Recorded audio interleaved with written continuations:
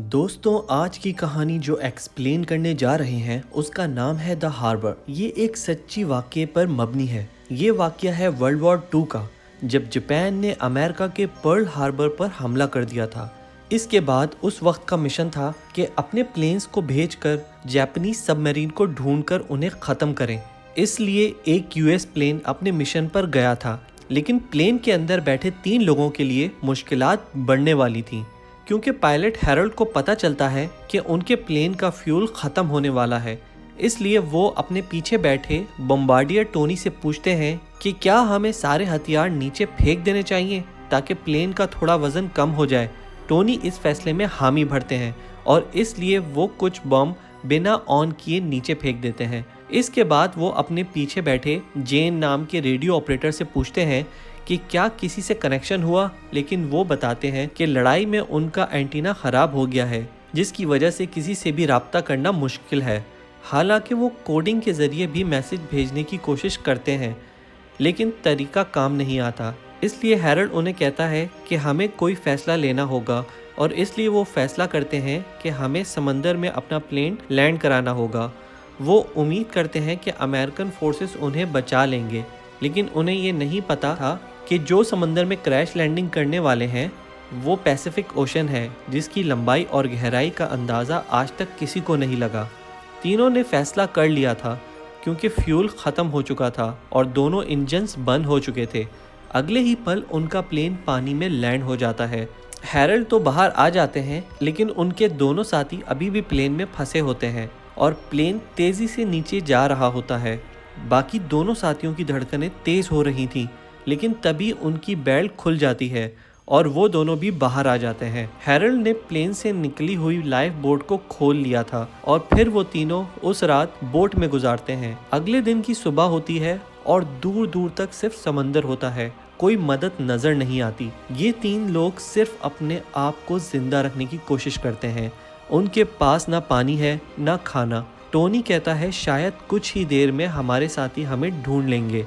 Harold को इस बात का ज़्यादा यकीन नहीं आता, लेकिन कुछ देर बाद एक प्लेन उन्हें नज़र आता है। हैरोल्ड कहता है कि हमें अपना पैराशूट खोलना होगा ताकि वो हमें देख सकें, लेकिन जेन बताता है कि हमारे पास पैराशूट नहीं है, क्योंकि वो पहले ही प्लेन के साथ डूब गया था। वो अपनी जैकेट्स उतार कर हवा में हिलाने लगते हैं, लेकिन कोई फ़ायदा नहीं होता, क्योंकि उनकी बोट बहुत छोटी थी। अगर इनके पास फ्लेयर होती तो शायद वो इन्हें देख लेते। जो भी सामान इनके पास था वो सब कुछ प्लेन के साथ डूब गया, जिसमें खाना, पानी और सेफ्टी टूल्स भी थे। हैरोल्ड सबको कहता है कि वो लोग हमें ढूंढने आए थे, लेकिन अब उन्हें लगता है कि हम जिंदा नहीं हैं, इसलिए वो दोबारा नहीं आएंगे। अब उन्हें खुद कुछ करना होगा। हैरोल्ड अपने जूनियर्स को कहता है कि हमें अपने सामान को कम करना होगा, क्योंकि बोट में जगह कम है। वो लोग अपने जूते उतार कर पानी में फेंक देते हैं, लेकिन हैरोल्ड ऐसा नहीं करता। जब वो लोग उससे पूछते हैं कि तुमने ऐसा क्यों नहीं किया, तो वो कहता है कि अगर हमें कोई आइलैंड मिल गया तो हमें ज़मीन पर चलने के लिए जूते चाहिए होंगे। रात को समंदर के बीच अंधेरा और खामोशी होती है। इन्होंने सुबह से ना कुछ खाया होता है और ना ही कुछ पिया होता है। हैरोल्ड पूछता है कि क्या तुम्हें पानी पीना है। दोनों उसकी तरफ हैरानी से देखते हैं कि इसके पास पानी कहाँ से आया। दरअसल हैरोल्ड अपने ही जूते में अपना यूरिन जमा करके पी रहा होता है, क्योंकि वो अच्छी तरह जानता है कि अगर इसने अपना यूरिन ज़ाया किया तो वो प्यास की वजह से मर जाएगा। अगले दिन हैरोल्ड उन्हें सच बताता है कि हम यहाँ फंस चुके हैं और हमें ज़िंदा रहने के लिए वो सब कुछ करना होगा जो किसी ने कभी नहीं किया। हैरोल्ड एक ज़बरदस्त पायलट है, इसलिए उसे डायरेक्शंस का बहुत अच्छा पता है। वो उन्हें बताता है कि यहाँ से 900 माइल्स हवाई आइलैंड दूर है और हमारे पीछे साउथ अफ्रीका है, जिसमें 3000 माइल्स का फासला है। इसलिए हमें हवाई की तरफ जाना होगा और वहाँ पहुँचने में हमें कम से कम 1 हफ़्ता लगेगा। टोनी कहता है कि ये कैसे मुमकिन है, ऐसे 1 हफ़्ते में हम भूख और प्यास से मर जाएंगे। जेन समझाता है कि हम पानी में हैं और यहाँ मछलियाँ हैं जिन्हें पकड़ के हम अपनी भूख मिटा सकते हैं। तीनों अपने पास जितना भी सामान होता है इकट्ठा करके एक ट्रैप बनाते हैं और उसे पानी में डाल देते हैं। कुछ देर बाद एक मछली ट्रैप में फंस जाती है, लेकिन जब वो उसे खींचते हैं तो ट्रैप टूट जाता है। ये समंदर है। यहाँ कुछ ऐसे क्रिएचर्स हैं जो इंसानों को खाकर भी अपनी भूख मिटा सकते हैं। साथ ही इनका सामना तपती हुई गर्मी से होता है। जेन पानी में कूद जाता है ताकि अपने आप को ठंडा रख सके, लेकिन हैरल्ड उसे कहता है कि पानी में शार्क्स हैं जो तुम्हें खा सकती हैं। वो वापस बोट में आ जाता है, लेकिन धीरे धीरे इनका वक्त गुजरता जाता है। इन्हें एक भी मछली नहीं मिलती, ना ही इनके पास पानी है। हालात दिन ब दिन खराब होते जा रहे हैं। टोनी को समंदर का पानी देखकर लालच आती है।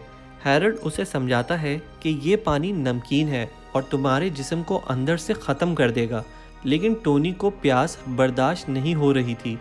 हैरल्ड अपनी गलती का एतराफ़ करता है कि जहाज़ उड़ाते समय उसकी कुछ वक्त के लिए आँख लग गई थी, जिसकी वजह से वो काफ़ी आगे निकल गए और उनका फ्यूल ख़त्म हो गया। जेन और टोनी कहते हैं कि इसमें हमारी कोई गलती नहीं, लेकिन अब जो होना था वो हो गया।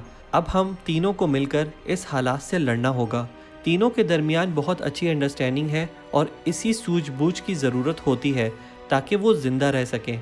हैरल्ड को याद आता है कि उसके पास एक पेंसिल है जिससे वो एक चार्ट बना सकता है ताकि उन्हें पता चले कि वो कहाँ हैं, लेकिन उसके पास पेपर नहीं है, इसलिए वो अपनी लाइफ जैकेट पर ही एक मैप बनाता है। वो तीनों अब हवाई से 700 माइल्स दूर हैं और उन्हें हवा के साथ चलना होगा ताकि जल्दी वहां तक पहुंच सकें। तीनों अपनी लाइफ जैकेट्स को फाड़कर एक एंकर बनाते हैं जो हवा और पानी से बोट को आगे की तरफ धकेलना शुरू करता है, लेकिन हैरल्ड उन्हें समझाता है कि अगर किसी शार्क ने इन्हें देख लिया तो वो एंकर बेकार हो जाएगा।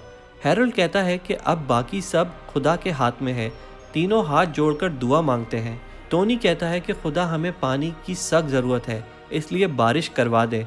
हैरल्ड थोड़ा सा माहौल अच्छा बनाने के लिए हंसी मजाक शुरू कर देता है और अपने पुराने वाक़यात शेयर करता है ताकि वक्त गुजर सके। रात होती है और अचानक बारिश हो जाती है जो उनके लिए खुदा की रहमत से कम नहीं थी।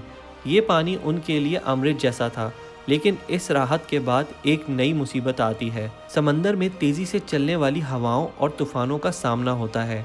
हैरल्ड, टोनी और जेन को समंदर में एक ज़बरदस्त तूफ़ान का सामना करना पड़ता है। तूफ़ान की हवाएं बहुत तेज़ी से चल रही थीं और उनकी छोटी सी लाइफ बोट ऊपर नीचे हिल रही थी। उनका हर पल मौत से पहले का था, लेकिन तीनों ने हिम्मत नहीं हारी। हैरल्ड उन्हें कहता है कि हम ये सब बर्दाश्त कर लेंगे अगर हम जिंदा रहना चाहते हैं। रात का अंधेरा था, तेज़ी से बारिश हो रही थी और हवाओं ने उनकी बोट को कहीं दूर धकेल दिया। जब सुबह होती है, तूफ़ान ख़त्म हो चुका होता है, लेकिन समंदर बिल्कुल खामोश और बेईमान नज़र आता है।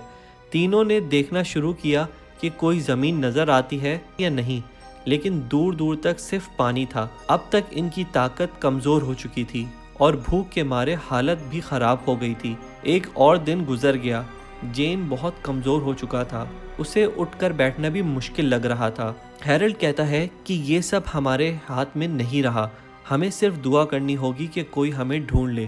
तीनों ने अपनी लाइफ जैकेट्स के साथ लटककर समंदर में जिंदा रहने की कोशिश की, लेकिन दिन ब दिन इनकी उम्मीदें टूट रही थीं। आखिरकार 1 महीना गुजरने के बाद एक दिन हैरल्ड को दूर से एक छोटा सा आइलैंड नज़र आया। उसने टोनी और जेन को उठाकर उस आइलैंड की तरफ इशारा किया। फिर हैरल्ड ने दोनों से कहा कि हमें अपनी आखिरी हिम्मत से इस तरफ जाना होगा, शायद ये हमारे बचने का रास्ता हो। हैरल्ड ने अपनी ज़िंदगी की आखिरी ताकत लगाई और बोट को इस आइलैंड की तरफ लेकर चला, लेकिन जैसे ही वो आइलैंड के करीब पहुंचा, उनकी बोट एक पत्थर से टकराकर टूट गई। तीनों ने अपनी बची कुची ताकत से तैरकर ज़मीन तक पहुंचने की कोशिश की। जब वो ज़मीन पर पहुंचे तो इनका जिस्म बहुत थक चुका था और उनसे उठा भी नहीं जा रहा था, लेकिन तीनों ने ज़मीन पर पहुंचकर एक सुकून की सांस ली। फिर उन्हें अपने सामने एक झोपड़ा दिखा जिससे उन्हें हिम्मत मिली और उनके चेहरे पे एक मुस्कुराहट आई। जब हैरल्ड, टोनी और जेन वापस सिविलाइजेशन में पहुंचते हैं तो उन्हें हीरो की तरह वेलकम किया जाता है।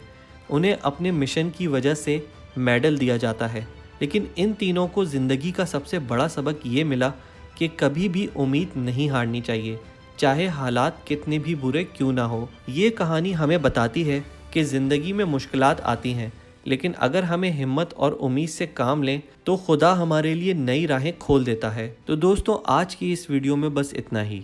तो मिलते हैं अगली वीडियो में एक न्यू टॉपिक के साथ।